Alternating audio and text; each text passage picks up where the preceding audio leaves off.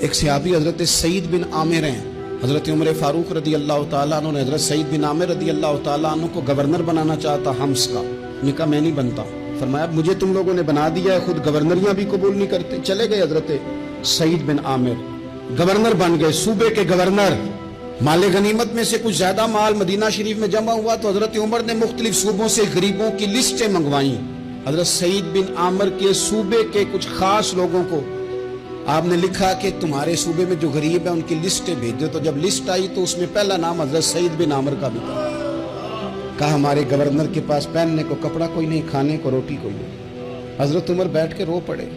فرمایا تمہارا گورنر بھی مسکین ہے. اشرفیوں کی ایک تھیلی بھر کے حضرت عمر نے بھیجی. حضرت سعید بن عامر کے پاس جب گئی تو کہنے لگے انا للہ و انا الیہ راجعون. آپ کی اہلیہ کہنے لگی خیریت ہے؟ بدی مانس دیکھنا میرے پاس دنیا آ گئی ہے، میں نے تو جان چھڑائی تھی اس سے، میرے پیچھے بھاگتی ہے.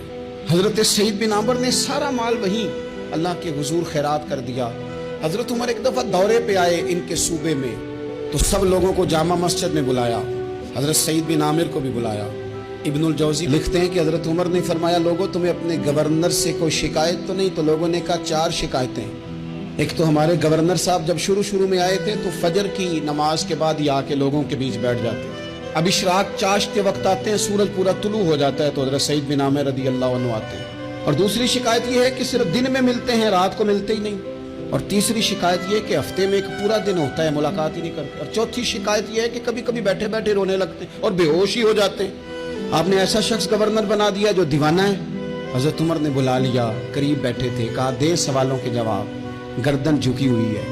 عرض کرنے لگے امیر المومنین میں نے تو پہلے ہی کہا تھا میں گورنری کے قابل نہیں. فرمایا اب تو منصب تمہارے پاس ہے، تمہیں جواب تو دینا ہے. حضرت سعید بن عامر کہنے لگے حضور 4 میرے ساتھ مسئلے ہیں. فرمایا کون سے؟ حضرت سعید بن عامر کہنے لگے آپ سوال دہرائیں میں جواب دیتا ہوں. آپ نے فرمایا سعید لوگ کہتے ہیں پہلے تو سویرے آ جاتا تھا، اب تو اشراق چاشت کے وقت آتا ہے. گردن جھکائی، سناٹا چھا گیا محفل پہ. تھوڑی دیر کے بعد سار اٹھایا تو داڑھی پہ آنسو گر رہے تھے.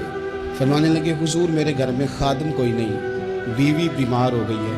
میں نہ سویرے اٹھتا ہوں، آٹا گوندتا ہوں، روٹیاں پکاتا ہوں، گھر میں جھاڑو دیتا ہوں، باہر آنے میں دیر ہو جاتی. پہلے جواب پر ہی لوگ رونے لگے، آنسو نکلنے لگے. حضرت عمر رضی اللہ تعالیٰ عنہ بھی روئے. پھر فرمایا کہ سعید تو دن کو ملتا ہے تو رات کو کیوں نہیں ملتا؟ اپنی داڑھی پکڑ لی. کہنے لگے عمر ساری سفید ہو گئی ہے، اب تو لگتا ہے پھل پک گیا ہے، پتہ نہیں وہ کب مجھے کہے گا واپس آ جا. میں نے نہ دن مخلوق کے لیے رکھا ہے، رات اپنے رب کے لیے رکھی ہوئی ہے، مجھے تکلیف نہ دی جائے. گورنر کی بات کر رہا ہوں. پھر کہا سعید یار ہفتے میں ایک دن ملتے کیوں نہیں؟ کہنے لگے عمر یہ میرے رب کے ساتھ پڑتا ہے، اسے نہ کھولا جائے.